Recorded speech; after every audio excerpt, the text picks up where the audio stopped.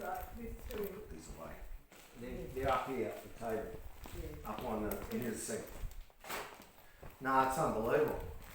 Well, he said to me, do you know what he said to me when he was going a couple of days or 3 days, a week it would have been.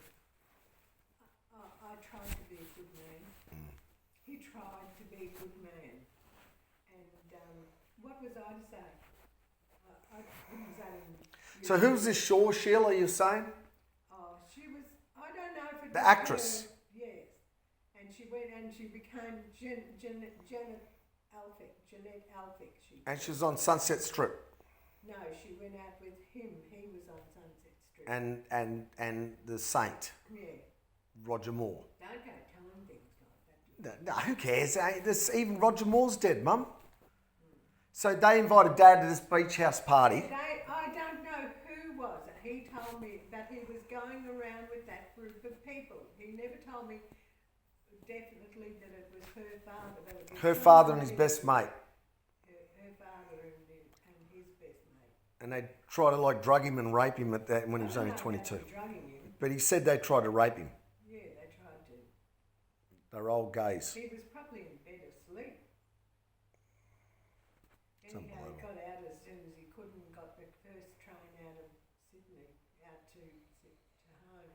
And then he Shook some sense in him to see what it was like to be like a woman for once. All the women he'd bloody abused and used up. Psychologically, it could have made them so as that they want to prove to themselves over and over and over that they're not gay. That's why they have all this sex that they have. Such prolific. Well, who was this bride? The bride he was with at the wedding thing in the bathroom, and he grabbed her and said, "Let's get out of here." I don't know what her name was. I was just we were always at parties. It was just a party, and she was it wasn't a bride. She was engaged, newly engaged. He even went out to a car with some Sheila. I didn't realise then until I'd been thinking about it. He got all gravel rash here because some fellow went in there and gave him a bashing, and I've realised that's what happened. And he got bashed by this fellow because he was playing up in the back seat of the car with the girlfriend. And this isn't the bride, Sheila. This is another one There's altogether. another one. What was the bride? Was that in the bathroom? Yes. Jesus. You think he'd learn to fight? All the times he played up with guys, women that they hunted him down and beat him up. He never stopped. When I was 7.5 months pregnant with you, I came home one day from being to the doctors. I'd got the doctors and I got a cab home. And poor old Gran said to me, that bastard, she said, and that Sheila, because it was supposed to be what's-his-name's fiancé, and she was staying a few days, but she was there for a week. And she said he and her had been in bed all morning. Jesus Christ.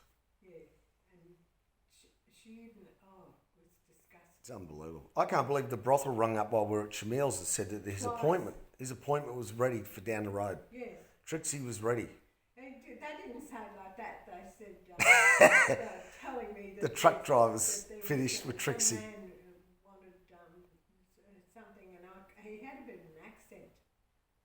But that's what it would have been. It was the brothel that rang twice because Billy knew from the number. And it wasn't the one at Balaclava Street up here. That was the worst one. No, I paid $160 and $100 and something there for different, because he was parked there and he didn't have. Didn't pay the parking meter. Didn't pay parking meter. And there was that, and there was that. There was Riversley, which was a real expensive one apparently.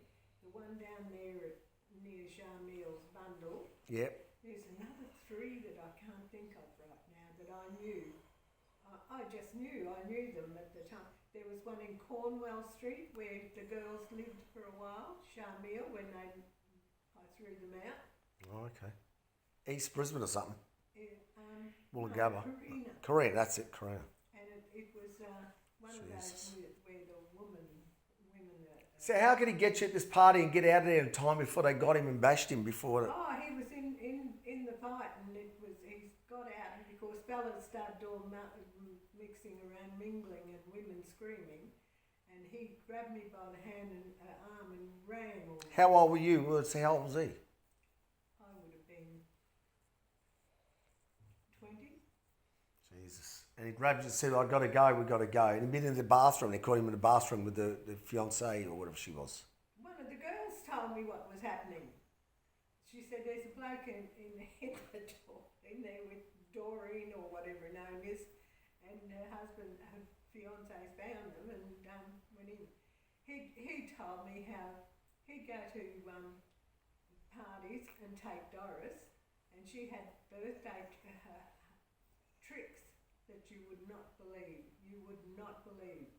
I don't know how that man ever had anything to do with that woman. Oh, it was disgusting. He used to tell me disgusting things when he wanted to be nasty or something. What was the one where he had? What was that business? There was some sort of husband would pretend that Dad was with a gun and a wife. That's Mike Lancel and his wife. Who the hell's Mike Lancel? That's the fellow. He was a friend of your father's. He mixed with all those sophisticated businessmen and things like that, and they were all into sex parties. What would Dad do? What did he do there? He'd be having sex with Barbara Lancel, who was 35 and he was 29. That's how old he was. I was 19. He was 29. And he'd be having sex with her while Mike Lancel's got a gun on them and running all around, pretending that he's trying to save his wife from being raped. It's disgraceful. No one would believe that I could be so dense that I didn't realise until a lot later that he was talking about himself because he was telling Jeff Smith about it and all of it, and then Lorna said something. But you should have realised when he had a bar. He had a tab at the bloody local brothel, $1,000 tab. That was years later. That was years ago here. That was while he was in Boston Road. Jesus. That was in Boston Road. That Ian told me, and Barbara Devine came out to see me at Boston Road. Everyone's tried to warn you. Roman, I wasn't giving up my home, and he wouldn't leave, and he was insisting he was going to take half. And I didn't care because I didn't sleep with him. He was just an absolute pig. He spent most of his time running down there. I realised how he started going down there to Doris's all the time was because Si had friggin' cancer of the bowel and couldn't have sex or do anything, so he was in hospital more than he was home. And that filthy old pig used to go down there, and he went to that woman in the yellow house, which I knew about, that one over there at Murray, and he went to who's that other one? That's the one that she had to get a roof fixed every couple of weeks. Yeah. They used to ring up. I've got a little leak, she'd say. You got to come and plug it up. They used to ring up and say, he hasn't. And do you know? And she used to pay Dad. She used to pay Dad. I know. And he took that money and paid it for younger, better prostitutes. Yeah, well, I don't know if he spent it on the other prostitutes. It was an entire economy, a whole economy going there. Then there was that bloody Joelle. She had that place there. She had that for 8 years and before we... Unbelievable. And he was going there all the time. That's why she was always Daddy this and Daddy that and buying Daddy nice jumpers and buying Daddy... She used to. I know. But she wasn't carrying on with him. She was the madam. She was the madam, it was the girls in there. Yeah. One came on a horse one day. She came out of there on a horse. A horseback prostitute. No, she probably owned the horse in the paddock. God. That big paddock, they had a couple of horses. Yeah, the deliveries on horseback. And I was walking down, and as soon as she saw me, she turned around and went back in. She had the most beautiful hair. It was black silk. It was cut short, but it was, the hair itself was so lovely. My God. She stopped and stared at me. There must be hundreds of women. Oh, of course there is. Hundreds of women. I can name 54. You've counted them up. I mean, name them. This isn't what I did before. This is what knowing when I first... Oh my God, I couldn't believe I could be so stupid as to have let him get away and not friggin' give the old asshole what I thought of him. He used to say, oh, Mrs. So-and-so's playing up. I better go over and give her a bit of the old Humpty Dumpty. Jesus Christ. I only just recently realised what the hell he was talking about. That's terrible. It is terrible. And all them husbands that he played up with, they didn't know it. They were their wives. Oh, I don't think he played up with any of the husbands. No, with the husbands' wives. No, the husband's wives. No, with these women that the husbands didn't know. The dad. Yeah. What? I think they were widows. Mostly. I don't know. But what about the one with the gun? Oh no, he was in a they lived in the same house. You know, if you go to Wynnum Station instead of going across, you know that little shop up on the corner. There's a little Yeah. shop. Well, if you go a little bit further before you get to the police, what is it?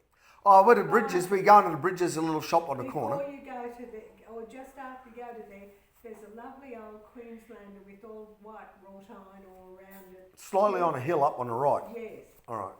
and it's beautiful. I know it. I learnt to swim across the road from there. And it had lovely gardens, and that's where he lived with the Lancells. That's where the girls' school is up there, up on the left. Yeah. Did Moreton you hear Bay that? Girls' College. Yeah, I know it. That's where he lived with them. They shared, but he used to laugh and talk about what they'd been doing to Jeff Smith, my cousin Lorna's husband. What did they do? Force him at gunpoint to do it or something? No, he just had a gun running around, waving it around and laughing and spying on them. And your father was a perv too. He liked to look at people. Jesus. Disgraceful. No one could believe. And what did Auntie Kay say? She said about him and Dad, with you, like you, when you were... Oh, she said he was grooming me. When you were first over the back fence, said when you were a young girl. Oh yeah, I climbed over Mum's fence. Between was the fence. The Hammonds had their fence. But you were 17. You weren't a kid I or was nothing. 17. Yeah. Or actually, I'm not sure that I was 17. I'm not sure that I wasn't 16. But he was on a roof, on Rebecca's roof, looking at something with Mick Quinlan, and whose father, by the way, was one of the. You mean Auntie Rebecca Downs? Yeah. Oh, was she around there? Yeah, she lived over there. Where? Over the back of. At Violet Street. Yeah, Okay. and Next door to Hammond. yeah, Right. and he was there looking at her roof with Mick Quinlan, whose father was not a premier, he was something else of Queensland, and he was very rich too. And Mick was an architect. And your father saw me. Wasn't Bernie Quinlan the coach of the team? No, that's Bernie Devine. There was a Bernie Quinlan. Oh, this is a football player. No, the guy's thinking of. And he saw me climbing the fence. I think I must have been 16 because I know it didn't fit well with me saying 17. I think I must have been 16, and I climbed the fence. He was on the roof. He would have been 27. He was 29 or something. 28, because he's 11 years, almost 11 and a half years older than you. Yeah. Anyhow, he saw me climbing the fence, and I had on a pair of white shorts and a blue and white striped t-shirt thing. And he nearly fell off the roof, getting off that roof and running around and almost beat me. I was going back into the house. He almost got to the yard before I did. Straight over, boom. Like Trump, when Trump says it's like a magnet, it just draws them to him, boom. John O'Day was standing A magnet. there. I was talking to him, and he came over and he wanted to take me out and all the rest of this. And I'm Rebecca's, and then I said no. And so about 2 months later or 3 months later, Jeff Smith married my cousin Lorna Hammond. Yeah. He came and he said to me, "You've been invited to a birthday party." It was more than 6 months. This is when I actually got to 20 or 20, yeah, 20. And he was 29 or 31 or whatever it was, 30. And he said to me, "You've been invited to a party," he said, "and Lorna and I want to go to it, but if we don't take you to the party, we're not invited." Huh. Yeah. And so anyhow, I said to Mum, I said, that creep over the back, that was Jeff Smith I was talking about, has got some creepy friend, and they want me to go to a party a birthday party with them. Otherwise Lorna can't go, she's not welcome. And Jesus. So we went, and that was at that house of Mike that I just told you about there at Wynnum, that nice big house. And it was his birthday, and he had on black jeans and he had white jeans and a black t-shirt, and he was actually looked very nice, and he'd just been to the races that day and won a whole lot of money, and that's how I was invited. They weren't invited unless they took me along. And then you ran off to Sydney with him. No. Uncle Eric said that. After that, Eric, I wouldn't know. I'm off, Mum. I'm out of here. I'm run off with Ray. She said. He told me. Uncle Eric told me. That Eric could say anything. Don't you know that? He's a terrible liar. Uncle Eric knew. Anyhow. So it was. Well, there you go. So that was Lorna, my cousin. She married Jeff Smith, and they went to Sydney. But I tell you what, Jeff, she slept with Jeff the first night she met him because John O'Day saw them down at the at the creek. She was a slut, and he told me, and it was disgusting. Anyhow, a couple of months later, she was pregnant. And your father went over there when he was at work. He wasn't living he was working while he was here, Jeff. He was a builder. And he was working, and anyhow, your father comes over, he's been there all day with Lorna. Oh. And he says to me, I've made dinner, would you like to come? No, Jeff got me. Ray was still there, cooking. And he said, we're having dinner. They had a little house near the cemetery. Mm-hmm. And he said, what cemetery? Wynnum. Hammett. I was going to say. So anyhow, he said to me, Ray's cooks a nice food. And he said, we're going to have dinner at our place. He said, so I've come to get you. So I went with them and had dinner. But I hadn't been out with him by myself. I didn't. I was believe it or not, I was very frightened of men, frightened of things. And anyhow, he was cooking something with tomatoes, lots of tomato, and I can't remember what it had with it, but I know it had rice as well as this fresh tomato stuff. It was very nice. And Lorna said to me, he said when he was able to talk to me for a couple of minutes, he said, your cousin told me there's no good me spending any time on you because I'll never get anything out of you. And I knew then, or thought then, I was suspicious then, that maybe Lorna had played up with him while Jeff was at work, because Lorna was a total slut. And she was. Is she alive still? I don't know. She wrote me a letter when her mother died, or when Mum died. It's the last time I talked to her. I didn't talk to her. I didn't answer it back, because for her to be discussing about whether or not I'd play up with him, and he'd said the night before, oh, she's got nice long legs. She was a funny little thing. She's part Aboriginal. Mm-hmm. And he said, she's got nice long legs, and look at her torso. And he's saying to Jeff about Lorna. And anyhow, I thought, that fellow's been playing up with her. She'd play up with anyone. But then I forgot all about it after a couple of years, because then Lorna reckoned that Jeff was trying to get on to me, because I wouldn't have anything to do with Ray, and therefore there was no other female around who might have been playing up with him, and she was really angry and she wouldn't talk to me. I know who was playing up with whom. She She was playing up. She was playing up with Dad. There you go. Yeah. Oh well. And then there's Rube.